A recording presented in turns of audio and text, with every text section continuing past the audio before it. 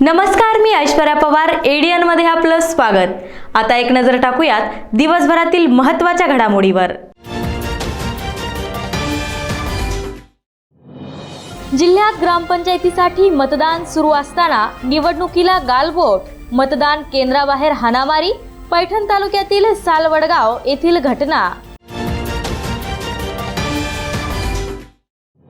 दलित panther ही आग आहे, पिढ्यानपिढ्या जळत राहणार. डॉक्टर सुरेश येंगडे यांचे प्रतिपादन. दलित पॅंथरचा सुवर्ण महोत्सवात तरुणांचा उत्स्फूर्त सहभाग.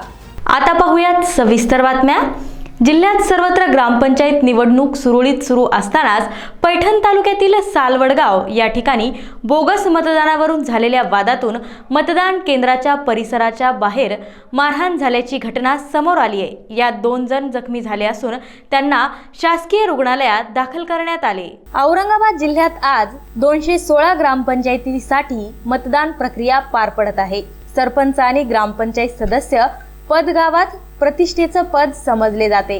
त्यामुळे गावागावात वेगवेगळे गट या निवडणुकीत आमने सामने पाहायला मिळत आहेत. दरम्यान औरंगाबादच्या पैठण तालुक्यातील सालवडगाव निवडणुकीवरून वाद झाल्याने मारहाणीचा प्रकार समोर आला आहे, ज्यात 2 जण जखमी झाले असल्याची माहिती समोर येत आहे. तर दोन्ही जखमींना पाचोडे येथील शासकीय रुग्णालयात दाखल करण्यात आले आहे. या प्रकरणी मारहाण झालेल्या गटाकडून दावा करण्यात आला आहे की रवींद्र ठोंबरे हा मतदान करून निघाला होता. याच वेळी विरोधी गटातील 10 ते 15 जणांनी त्याला अडवून मारहाण केली. यावेळी एकाने हातात दगड उचलून त्याच्या छातीवर मारला, ज्यात तो जखमी झाला असल्याचा आरोप करण्यात आलाय. घटनेची माहिती मिळताच पाचोड पोलिसांनी मतदान केंद्रावर तात्काळ धाव घेतली. तसेच दोन्ही गटाला पांगवले, तर जखमी झालेल्या दोघांना मेडिकल मेमो देऊन शासकीय घाटी रुग्णालयात पाठवण्यात आले. सध्या गावात शांतता असून मतदान प्रक्रिया सुरळीत सुरू आहे, तर जखमी यांच्यावर रुग्णालयात उपचार सुरू आहेत. गिरनेरा तांडा येथे करोडो रुपये खर्च करून शासनाने वसंतराव नाईक आरोग्य उपकेंद्र उभे केले. मोठ्या गाजावाजा करून या उपकेंद्राचे उद्घाटन केले, परंतु आजपर्यंत कोणत्याही प्रकारच्या आरोग्य सुविधा या ठिकाणी अजून पुरवलेल्या नसल्याने बंजारा ब्रिगेडच्या वतीने आंदोलनाचा इशारा देण्यात आला आहे. औरंगाबाद तालुक्यातील गिरनेरा तांडा येथे करोडो रुपये खर्च करून शासनाने वसंतराव नाईक आरोग्य उपकेंद्र उभे केले. त्याचसोबत त्या आरोग्य उपकेंद्राचा उद्घाटन सोहळा मंत्री अब्दुल सत्तार यांच्या हस्ते पार पडला होता. परंतु फक्त उद्घाटन सोहळा पार पाडून आजपर्यंत या ठिकाणी या आरोग्य उपकेंद्राचा ढाचा उभा केला आहे. कोणत्याही प्रकारच्या आरोग्य सुविधा या ठिकाणी अजून पुरवलेल्या नाहीत. बांधकाम पडायला सुरुवातही झालेली आहे. या संदर्भात वीर अर्जुन क्रीडा मंडळाचे सचिव अर्जुन पवार यांनी तक्रार केली असता जिल्हा आरोग्य अधिकारी शेळके व आरोग्य खात्यातील काही कर्मचाऱ्यांनी उपकेंद्राला भेट दिली. या सर्व गोष्टी त्यांच्या निदर्शनास आणून दिल्या असता त्याचबरोबर जिल्हा परिषदेचे बांधकाम विभागाचे कनिष्ठ अभियंता पाटील यांना सुद्धा बोलून घेतले. त्यानंतर आरोग्य विभाग व जिल्हा परिषद यांच्यामध्ये एकमेकांवर ढकलण्याचं काम त्यांनी केले. त्यामुळे गावातील नागरिक प्रचंड त्रस्त झाले आहेत. येत्या 15 दिवसांमध्ये आरोग्य उपकेंद्र सुरू करून संबंधित बांधकाम विभागाचे आरोग्य विभागाचे अधिकारी कर्मचारी व कंत्राटदार यांच्यावर गुन्हे दाखल न केल्यास बांधकाम विभाग व आरोग्य विभागाच्या नावाने जिल्हा परिषद कार्यालयासमोर बंजारा ब्रिगेडच्या वतीने बोंबाबोंब आंदोलन करण्यात येणार असल्याचा इशारा यावेळी देण्यात आला. एक आरोग्य केंद्र बनून 1 वर्ष झालेले, प्रशासनाचं लक्षच नाही. आरोग्य केंद्राचे कर्मचारी नाही, अधिकारी कोणी नुसतं पाहून जातात, पाहतात, सगळं कचराकुंडी पडलेली. पण तरी बी प्रशासन इथं आरोग्य केंद्र नाही, पण आरोग्य कचरा केंद्र झालेले आहे. भटक्या कुत्र्यांचं हे केंद्र झालेले, पण तरीही शासन आणि प्रशासन काहीच पाहत नाही. आरोग्य कर्मचारी येऊन जातात, अधिकारी जाऊन येतात, पण गिरनेरा गावामध्ये एवढा मोठा करोडो रुपयाचा निधी शासनानं देऊन तरी काही फायदा आहे झालेला नाही आहे. तरी कचराकुंडीचा उपयोग झालेला आहे आरोग्य केंद्राचा. तरी प्रशासनाने याच्यावर जास्तीत जास्त लक्ष देऊन हे आरोग्य केंद्र चालू केलं पाहिजे. हे गिरनेरा गावातील उपकेंद्र आहे. अति निकृष्ट पद्धतीचं काम इथं झालेलं आहे. मागील जवळपास 1 ते 1.5 वर्षापूर्वी माननीय मंत्री अब्दुलजी सत्तार साहेब यांच्या हस्ते या वसंतराव नाईक आरोग्य उपकेंद्राचं उद्घाटन सोहळा पार पडला होता. तर मी सांगू इच्छितो की नुसतंच आरोग्य उपकेंद्राचे उद्घाटन करून या कुठल्याही कार्यक्रमाचे उद्घाटन करून नुसतं चालत नसतं, तर ते सुरू होणंही महत्त्वाचं असतं. या ठिकाणी काल जिल्हा मुख्य अधिकारी आरोग्य विभाग शेळके साहेब या ठिकाणी आले होते. तसेच बांधकाम विभागाचे जिल्हा परिषदेचे कनिष्ठ अभियंतासुद्धा या ठिकाणी आले होते. पण अशा आणि त्यांच्या अनेक पदाधिकाऱ्यांसोबत ते इथं आले होते. इथं असं लक्षात आलं की हे नुसतं एकामेकावरती ढकलाढकल करण्याचं काम करतात. हे आज जे निदर्शनात आणून दिलेलं आहे. हे घाटी जे उपकेंद्र आहे हे जवळपास 1 वर्षाच्या वर बांधकाम पूर्ण होऊन झालेलं आहे, तरीसुद्धा अजून त्याची सुरुवात नाही. सुरुवात म्हणजे इथं आरोग्य केंद्राचे कोणी अधिकारी येत नाही किंवा गावातल्या लोकांना कुठली त्याची सुविधा भेटत नाही. ज्यावेळेस उद्घाटन झालं त्यापासून लॉक करण्यात आलेले आणि काल जे अधिकारी लोक आले होते, जसे की जिल्हा आरोग्य अधिकारी कार्यालयाचे कर्मचारी, तसेच जिल्हा परिषदमधून आले होते अभियंता लोक. पण त्यांनी ज्यावेळेस ओपन केलं आहे तर मध्ये बघितलं तर सगळं सिलिंगचं सगळं पडलेलं होतं. मध्ये दारूच्या काटरा फुटलेले, त्यानंतर खूप सारं तुटफूट झालेलं मध्ये. तर अशी व्यवस्था आहे. जर शासनाने जर एवढं खर्च करताय तर मग ते काय कामाचं? लोकांना त्याचं सुविधा भेटतच नाही आहे. जर ही सुविधा जर भेटत नसेल तर मग आम्ही डायरेक्ट आंदोलन करू. आम्ही जिल्हा परिषद समोर जाऊ, उपोषणाला बसून जाऊ आम्ही. शासकीय ज्ञान विज्ञान महाविद्यालयाच्या शताब्दीपूर्ती वर्षानिमित्त माजी विद्यार्थ्यांची बैठक महाविद्यालयाच्या सभागृहात जुन्या आठवणींना उजाळा देत पार पडली. यावेळी 1965 पासूनच्या माजी विद्यार्थ्यांची यात उपस्थिती होती. शासकीय ज्ञान विज्ञान महाविद्यालयाचे शताब्दीपूर्ती वर्ष सुरू आहे. त्यानिमित्ताने महाविद्यालयाच्या सभागृहामध्ये माजी विद्यार्थ्यांच्या मेळाव्याचे आयोजन करण्यात आले आहे. सदर मेळाव्याचे नियोजन करण्यासाठी शनिवारी दुपारी एका बैठकीचे आयोजन करण्यात आले होते. बैठकीच्या अध्यक्षस्थानी महाविद्यालयाचे प्राचार्य डॉक्टर राजेंद्र सातपुते हे होते. या बैठकीस महाविद्यालयाच्या 1965 पासून विविध बॅचेसचे विद्यार्थी उपस्थित होते. यामध्ये डॉक्टर फारुकी शेख, लतीफ कॅप्टन सुर्वे आदींची प्रमुख उपस्थिती होती. त्यांनी मेळाव्याच्या आयोजनासंदर्भात मार्गदर्शन केले.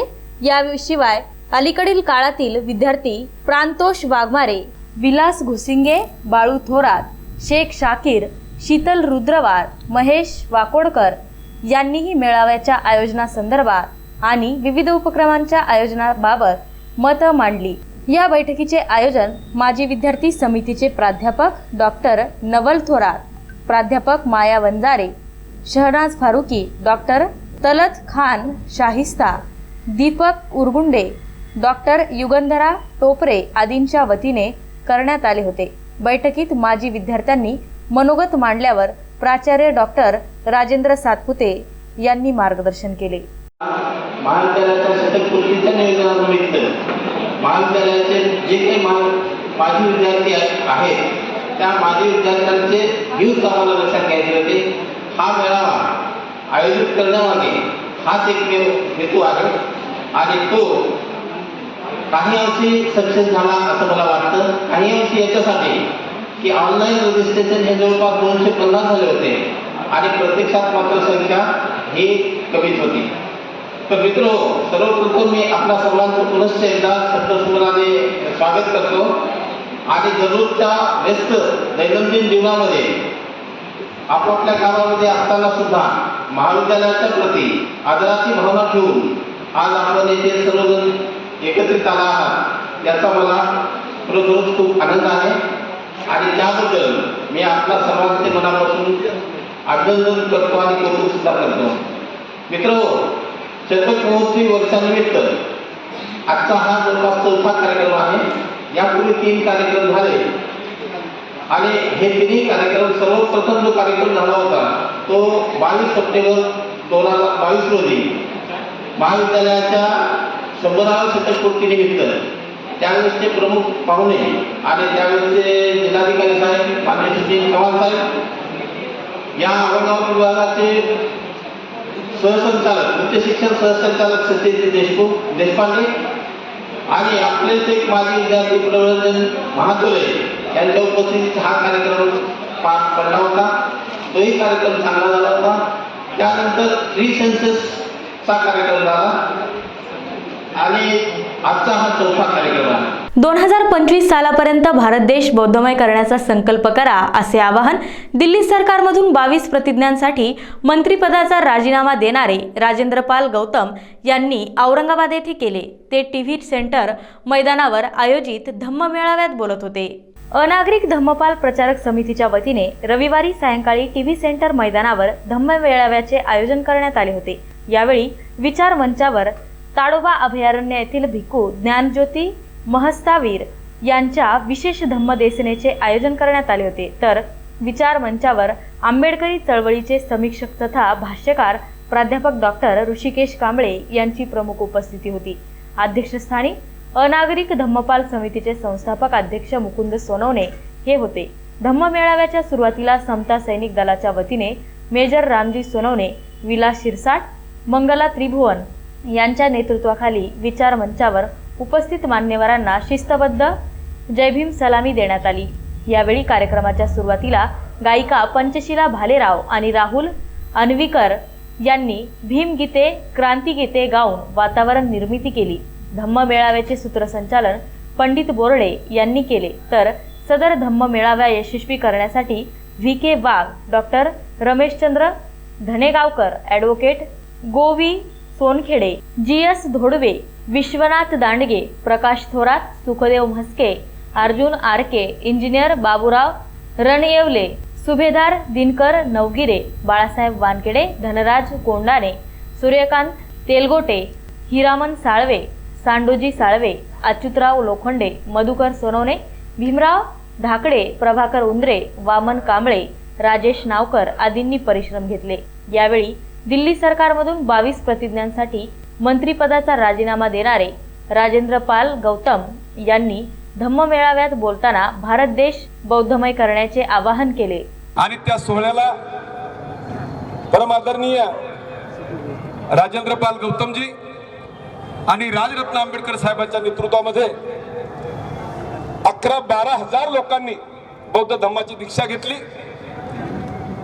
त्या क्लिप जशा भारतभर पोहोचल्या आणि आमचे सर्व समितीचे सदस्य यांनी त्या बघितल्या आणि बघितल्यानंतर आमची एक मीटिंग झाली आणि आमच्या ज्येष्ठ सहकाऱ्यांनी असं सुचवलं की आपले महानगरपालिकेकडे पैसे बाकी आहेत आणि आता आपण राजेंद्र पाल साहेबांचा सत्कार इथं केला पाहिजे.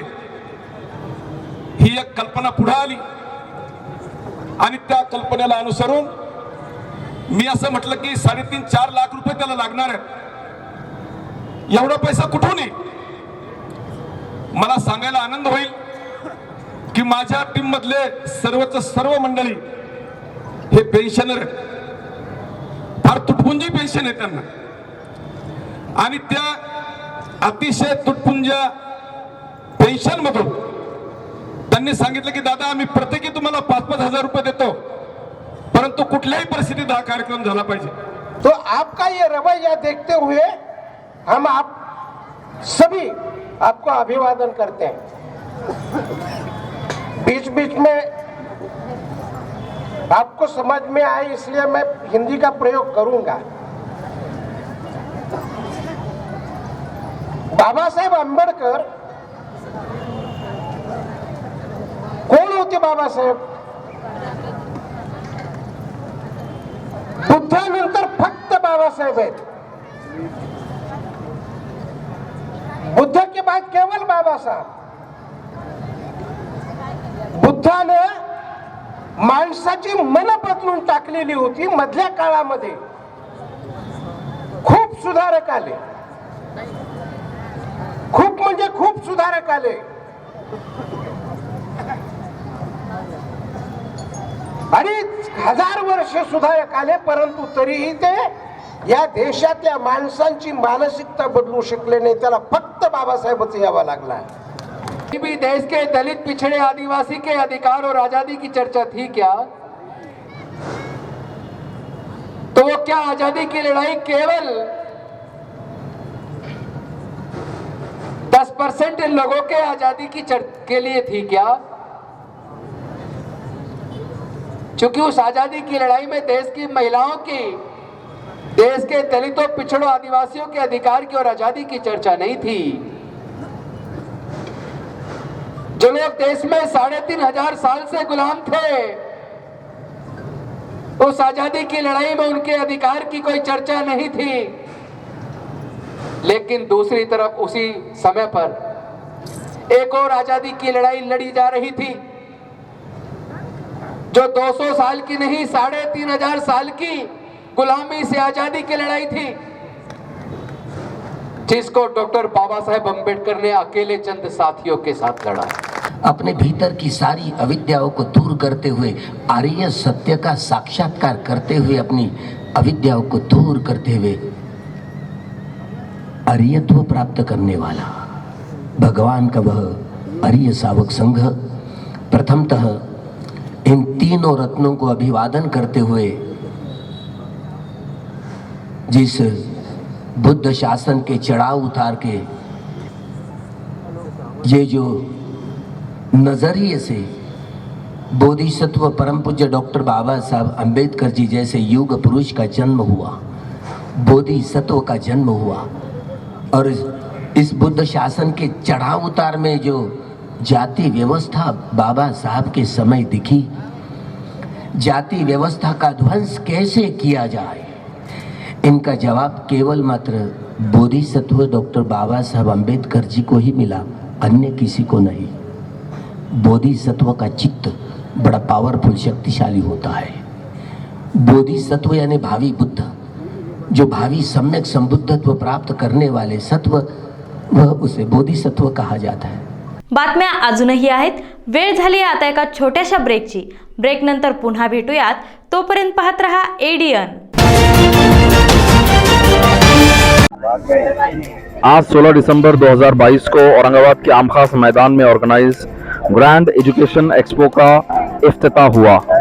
इस मौके पर मौलाना हुज़ैफा वस्तानवी साहब ने पहले किताबी मेले का इनॉग्रेशन किया। उनके साथ इस मौके पर मशहूर मोटिवेशनल स्पीकर मुनव्वर जमा साहब और दीगर मौजूद हजरात मौजूद थे।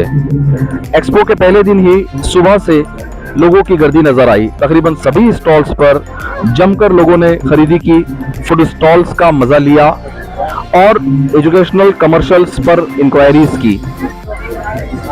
किताबी मेले के इनॉग्रेशन के बाद मौलाना हुज़ैफा वस्तानवी, मुनव्वर जमा साहब और दीगर मेहमानान IRC के म्यूजियम और एग्जीबिशन को पहुंचे।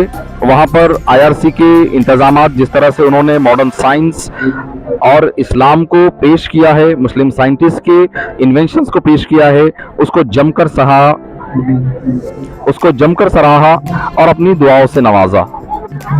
शेड्यूल के मुताबिक पहले ही दिन इस एक्सपो में मुसाबका बैनुल मकादिब की जानिब से तकरीर और खिरत मुकाबला मुनक़द किया गया, जिसमें बच्चों ने बढ़ चढ़ कर हिस्सा लिया और बेहतरीन अंदाज में तकारीर और खिरत पेश की। इस मौके पर मुंतज़मीन ने और दीगर मेहमानान ने बच्चों को इनामात तकसीम किए और अपनी दुआओं से नवाजा। आखिर में आज के मेहमान खुसूसी जनाब मौलाना हुज़ैफा वस्तानवी साहब, मुनव्वर जमा साहब और दीगर मेहमानान जो मुल्क के मुख्तलिफ इलाकों से इस एक्सपो में शरीक हुए थे, इन्होंने इस एक्सपो के इंतज़ामिया की जमकर तारीफ़ की और अपनी दुआओं से नवाजा और नेक ख्वाहिशात जाहिर की। इस एजुकेशन के ख़ास तौर से अट्रैक्शन रहे IRC exhibition, museum, social 7 presence education expo 7 दिन चलता रहेगा, 16 दिसंबर से 22 दिसंबर तक, सुबह 10 बजे से शाम के 10 बजे तक। इस एजुकेशन एक्सपो में कई सारे किताबों के स्टॉल्स होंगे, फूड जोन होगा और बहुत सारे एजुकेशनल कमर्शियल्स के भी स्टॉल्स होंगे, कई सारी एक्टिविटीज़ होगी, कई मशहूर स्कॉलर्स के तकारीर होंगे, आवाम से खिताब होगा, टीचर्स के लिए खुसूसी प्रोग्राम्स होंगे, बच्चों के क्विक कॉम्पिटिशन्स होंगे और भी बहुत सारे अट्रैक्शंस एजुकेशन एक्सपो में जारी रहेंगे। अरे वा, किती छान काम करता तुम्ही महिला. पण याआधी तुम्हाला तुमचं कौशल्य दाखवायला वेळच मिळायचा नाही ना.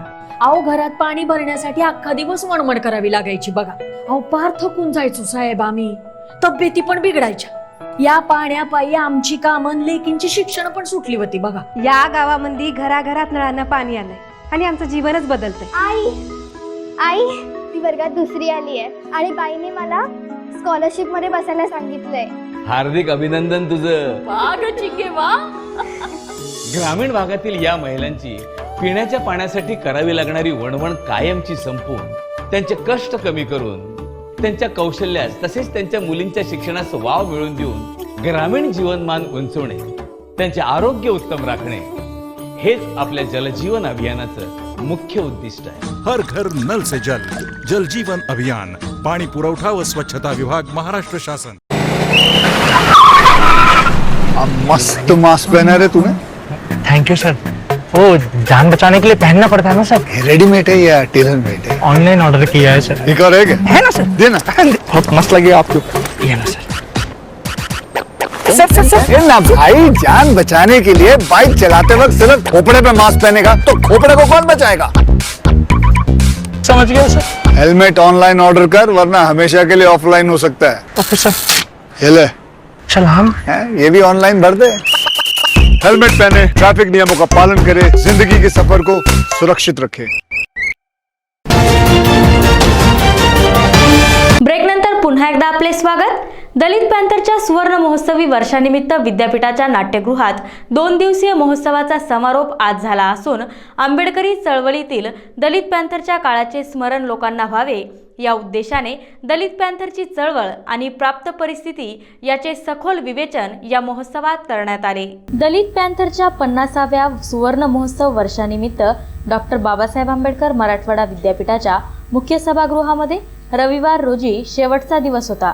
यावेळी मार्गदर्शक म्हणून संशोधक डॉक्टर सूरज एंगडे, ज्येष्ठ पत्रकार दिलीप मंडल, पोलीस अधिकारी प्रवीण मोरे यांची प्रमुख उपस्थिती होती. प्रास्ताविक सतीश पट्टेकर यांनी केले. सूत्रसंचालन राजेंद्र गोनारकर यांनी केले. यावेळी राहुल प्रधान, सचिन निकम, सिद्धार्थ शिंगारे, गुणरत्न सोनवणे, अतुल कांबळे, सिद्धार्थ मोरे, राहुल खंडागळे, प्रशांत बोराडे, भीमराव वाघमारे, भागवत चोपडे, संदीप तुपसमुद्रे, जयेश पठाडे, राहुल वडमारे आदींची उपस्थिती होती. दुसऱ्या सत्रात लोकनाथ यशवंत शेषेराव धांडे, वनश्री वनकर यांनी कविता सादर केल्या. महिला चळवळीवरील परिसंवादात डॉक्टर सुनीता सावरकर, योगिनी पगारे, वनश्री वनकर, डॉक्टर सोनाली म्हस्के यांनी आपले विचार मांडले. सुशीला खडसे, प्राचार्य यशवंत खडसे, अमोल झोडपे, के.व्ही. मोरे, डॉक्टर प्रमोद दुथडे, डॉक्टर अविनाश सोनवणे, विलास जगताप, प्राध्यापक सुरेश शेळके यांचा विशेष सत्कार करण्यात आला. सायंकाळी विपिन तातड यांनी वंदन माया भीमा, महिलांचे प्रश्न मांडणारे हॅपी वुमन्स डे घे ना लॉकडाऊन हे रॅप सादर करून महोत्सवात रंग भरले. कैलास वांजोडे यांनी साकारलेली सुंदर रांगोळी चित्र उपस्थितांचे लक्ष वेधून घेतले.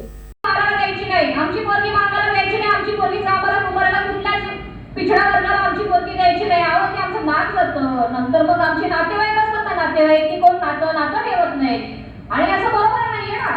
अहो बरोबर आहे की, पण अजूनही तुम्ही एखाद्या गटामध्ये जा, मोठ्या देवाच्या संस्थानिकांमध्ये जा, कोण नातं ठेवत नाही. आणि असं बरोबर नाहीये ना. अहो बरोबर आहे की, पण अजूनही तुम्ही एखाद्या गटामध्ये जा, मोठ्या देवाच्या संस्थानिकांमध्ये जा, तिथला मोठा पुजारी कोण असतो? तुला अजूनही शिडी सर्वांची परवानगी नाहीये. मग ते या देशाचे राज्यपाल राष्ट्रपती असले तरी याची जाणीव मात्र आपल्याला नाहीये. आणि तिथला मोठा पुजारी कोण असतो? तुला अजूनही शिडी सर्वांची परवानगी नाहीये. मग ते या देशाचे राज्यपाल राष्ट्रपती असले तरी याची जाणीव मात्र आपल्याला नाहीये. आणि तिथेच आपण बोलतोय मग रोटी बेटी व्यवहार जो आहे तो झाला पाहिजे. प्रत्येक वेळेला एखाद्या खालच्या समाजातलीच मुलगी करून मग आपण जाती व्यवस्था निर्माण करणार नाही आहोत. कधी वरच्या समाजातली मुलगी आपण करूया की बाबासाहेबांनी केल्यानंतर सगळ्यांनी कामाच्या भूमी पडते. सुरुवात केली. त्याच्या पलीकडे काय की तुम्ही आणा फार मोठे आमचे चित्र त्यांची ब्राह्मणाची मुलगी बायको म्हणून त्यांनी आणलेली आहे आणि फार परिवर्तनवादी चळवळीतल्या मित्रांचं असल्यामुळे आम्ही म्हटलं चला बाबा झालं एकंदरीत जाती व्यवस्थेची सुरुवात केली. ब्राह्मणाची पोरगी आपल्या घरी आली. आपण ती ब्राह्मणाची पोरगी घरी आल्यानंतर गणपती बसला की पुढच्या वर्षी घरामध्ये त्याचं काय बरं गणपती बसल्यानंतर रूल्स आल्यानंतर त्याची पूजा पिंजा झाली त्याचं काय हे श्लोक वाचून त्याला तुमच्याकडे येत आहेत हे पण आपण समजून घेतलं पाहिजे. हे सुद्धा आपण समजून घेतलं पाहिजे आणि एकंदरीतच सांगायची जर गोष्ट झाली तर आजही इथे शिक्षणाच्या बाबतीमध्ये आपण म्हटलं की प्रायव्हेट खाजगीकरण होत आहे. खाजगी जातीबद्दल जरी बोलत असेल तरी सोबत लिंगाचा प्रश्न मला फार महत्त्वाचा वाटतो. सर्वात आधी दलित बँकाच्या या मंचाचं मी अभिनंदन करते आणि आभारी व्यक्त करते की आता स्त्रियांचं रिप्रेझेंटेशन चांगल्या प्रमाणात दिसू लागले. नागपूरच्याही आमच्या परिषदेमध्ये स्त्रियांचं रिप्रेझेंटेशन होतं आणि आता समता संघर्ष प्रेरणा भूमीमध्ये होत आहे. अर्थातच डॉक्टर बाबासाहेब आंबेडकर मराठवाडा विद्यापीठामध्ये होत आहे. त्यासाठी मलाच वाटतं ते अजून महत्त्वाचं आहे. त्या भूमीनं माझ्यातली सोनाली बदलवली. मी ज्या घरातून येत होते तिथं कर्मकांड जातीच्या भिंती खूप दृढ होत्या परंतु इथं आल्याच्या नंतर मला वेगळे बाबासाहेब दिसले. वेगळे बाबासाहेब दिसले म्हणण्यापेक्षा बाबासाहेबच दिसले. मला फुले दिसले तर शाहू दिसली. 19व्या शतकामध्ये प्रश्न उपस्थित करणारी मुक्ता दिसली. ती मुक्ता दिसली की सगळ्या स्त्रिया सारख्या असतात. ही मुक्ताबाई दिसली तर ती मला मुक्ता दिसली की बाई माझा धर्म कुठला. शाळा आहे असा एक समाज होता. त्यामध्ये खूप साऱ्या महापुरुषांची नावं घेऊन सांगितलं जायचं शिकवलं जायचं. त्यामध्ये अयोध्यास होते, त्यामध्ये नारायण गुरु होते, त्यामध्ये पेरियार होते, त्यामध्ये जंगलाबा बिरसा मुंडा असायचे, त्यामध्ये संत रविदास असायचे, संत कबीर असायचे. ह्या सगळ्यांमधनं एक जे संत होते संत रविदास यांचा फोटो आमच्या घरी आणि दुकानामध्ये होता. त्यामुळे मला असं वाटायचं की आपल्या ह्यांच्याशी काहीतरी नातं आहे म्हणून आपण इथे हे ऐकायला येतो. पण प्रश्न असा झाला की तिथं ज्या व्यक्तींविषयी बोलायचे हे सगळे माझ्या अभ्यासामध्ये कुठेही नव्हते. विविध शैक्षणिक संघटनांच्या वतीने आयोजित इग्नाइट एज्युकेशन एक्स्पोला आमखास मैदान येथे सुरुवात झाली असून आज एडीएन उर्दू न्यूजचे संपादक सिद्दीकी मोहम्मद अजहर यांनी या उर्दू मेळाव्यात सहभागी नागरिकांशी संवाद साधला. आमखास के मैदान में पहुंची. यहाँ पे 16 दिसंबर से 22 दिसंबर के दरमियान एजुकेशनल एक्सपो 2022 का इनेकाद किया गया है और इसके ऑर्गेनाइज़र जनाब एडवोकेट फैज़ अहमद साहब हमारे साथ है. क्या आपने कौम के लिए इतना बड़ा कारनामा किया है तो दीजिए हम बात करते हैं जनाब एडवोकेट फैज़ अहमद साहब. जी, इसका मकसद क्या था इस एक्सपो का जो 16 दिसंबर से शुरू हो चुका है और 22 तक चलेगा. इसका असल मकसद ये था कि कम्युनिटी के अंदर एजुकेशनल अवेयरनेस को प्रमोट किया जाए. मैं ये नहीं कहूँगा कि ये करने से लोग एजुकेटेड हो जाएंगे, लेकिन एक अवेयरनेस हो. लोग अलग अलग बेदारी पैदा हो. अलग अलग किस्म के एक्सपोज लगा रहे हैं जिसके अंदर फैशन के होते हैं, गाड़ियों के होते हैं, कंपनी प्रोडक्ट्स के होते हैं, सारी चीज़ें हो रही, बिल्डिंग मटेरियल्स के होते हैं. हमने ये सोचा ऐसा एक्सपो होना चाहिए जिसमें तालीम को फ़रोग दिया जाए, प्रमोट किया जाए.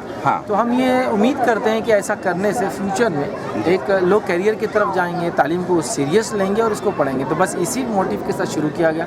रहा आपका जो सवाल था कि इसका रिस्पांस कैसा रहा, तो वो 16 को ये शुरू हुआ. कल 17 था, आज 3rd डे हमारा.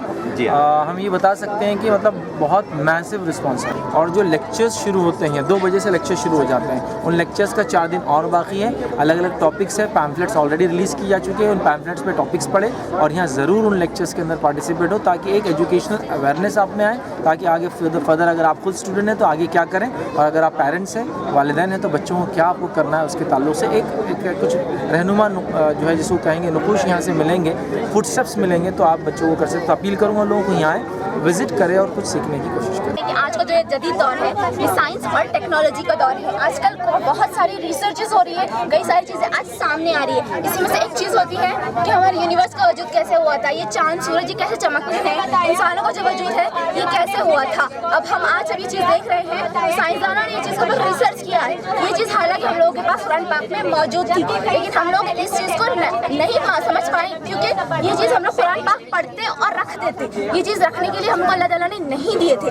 इस चीज़ को हमको पढ़कर समझना था. और अपने ये सबसे पहले अपने है बारिश, तो उसमें जो रहता है सबसे पहले जो रहता है उसकी भाप सूरज की तो ऊपर जाती है वो और जाके अपने वो होता है बादल बनते हैं, फिर बादल से अपने प्रिसिपिटेशन अलग अलग चीज़ होती है, तो उससे फिर होए बाद अपने बारिश होती है, फिर बारिश से जो होए बाद अपने जो पानी रहता है वो ऐसा रहता है एक जगह इकट्ठा होता है, फिर अलग अलग लेक्स में जाता है, फिर अपने घरों में आता है, फिर ऐसे होता है, फिर अब जो बच्चा पानी रहता है वो वापस आ जाता है, फिर ऐसे जो कंटिन्यू वाटर साइकिल होती रहती।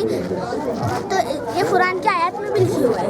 ये टेरेरियम है, ये एक खुद का इकोसिस्टम है, ये खुद से जी सकता है बहुत सालों तक, आपको इसको खोलने की भी ज़रूरत नहीं, पानी डालने की भी ज़रूरत नहीं है, ये खुद से ही जी सकता है। जैसे सबसे पुराना टेरेरियम 53 इयर्स पुराना है, उसको खोला भी नहीं गया, पानी डाला भी नहीं गया। कहते हैं ये टेरेरियम्स प्लांट्स के लिए।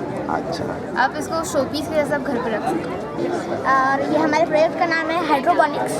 एक तरह की टेक्निक है जिसके अंदर बिना सॉइल के इस्तेमाल किए सिर्फ पानी में झाड़ उगाए जाते हैं। जैसे कि आप यहाँ देख सकते हैं, यहाँ सिर्फ पानी है और मिट्टी का इस्तेमाल नहीं है जी। और ये जो प्रोसेस है वो 100% ऑर्गेनिक है, जो हमारे हेल्थ के लिए बहुत ही बेनिफिशियल है। जैसे कि आप जब मार्केट से जो फ्रूट्स और वेजिटेबल्स ला रहे हैं वो उसके अंदर कुछ ना कुछ वो हाइब्रिड रहते हैं जो हमारी हेल्थ के लिए अच्छे नहीं है। ये I would like to suggest you all कि आप ये आपके घर पर ट्राई कीजिए, आपके टेरेस पर, आपके घर में कहीं भी आप कर सकते हैं। नेहरू बाल उद्यान आणि इतर उद्यानांचे नूतनीकरण करण्याचे आदेश औरंगाबाद महानगरपालिका प्रशासक डॉक्टर अभिजित चौधरी यांनी उद्यानांची पाहणी दरम्यान केले। नेहरू बाल उद्यानासह स्वामी विवेकानंद उद्यान, सुराही गार्डन, रोज गार्डन आणि सलीम अली सरोवर लगत उद्यान, हिमायत बागचा समोरचा भाग यांचे नूतनीकरण करण्याचे आदेश औरंगाबाद महानगरपालिका आयुक्त तथा प्रशासक डॉक्टर अभिजित चौधरी यांनी दिले। शनिवारी संध्याकाळी त्यांनी नेहरू बाल उद्यान, अण्णाभाऊ साठे पुतळ्याजवळ, हिमायत बाग समोरील सलीम अली सरोवर लगत हरित पट्टा, स्वामी विवेकानंद उद्यान, टीव्ही सेंटर, रोज गार्डन, सुराही गार्डन आणि दमडी महल वाहतूक बेटची पाहणी केली आणि सूचना केल्या। यावेळी या सर्व उद्यानांचे नूतनीकरण करण्याचे निर्देश दिले। नूतनीकरण करताना गुणवत्ता आणि सौंदर्यावरही भर द्यावा असेही त्यांनी सांगितले। यावेळी उपायुक्त तथा घनकचरा व्यवस्थापन कक्ष प्रमुख सोमनाथ जाधव, मुख्य उद्यान अधिकारी विजय पाटील, जनसंपर्क अधिकारी तौसिफ अहमद, कनिष्ठ अभियंता गोपीचंद चांडक इत्यादी यांची उपस्थिती होती। महाराष्ट्र राज्यात मागील काही दिवसांपासून भारतीय जनता पार्टीच्या नेत्यांकडून सतत समतावादी महापुरुषांच्या बाबतीत बदनामकारक वक्तव्य केले जात आहेत।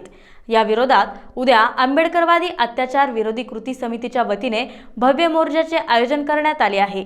यात सहभागी होण्याचे आवाहन करण्यात आले। मागील 3 महिन्यापासून भाजपाचे मंत्री आणि राज्यपाल हे आमच्या आदर्श असलेल्या शिवाजी महाराज, डॉक्टर बाबासाहेब आंबेडकर, महात्मा ज्योतिबा फुले, सावित्रीबाई फुले या महामानवाचा सातत्याने अवमान करीत आहेत।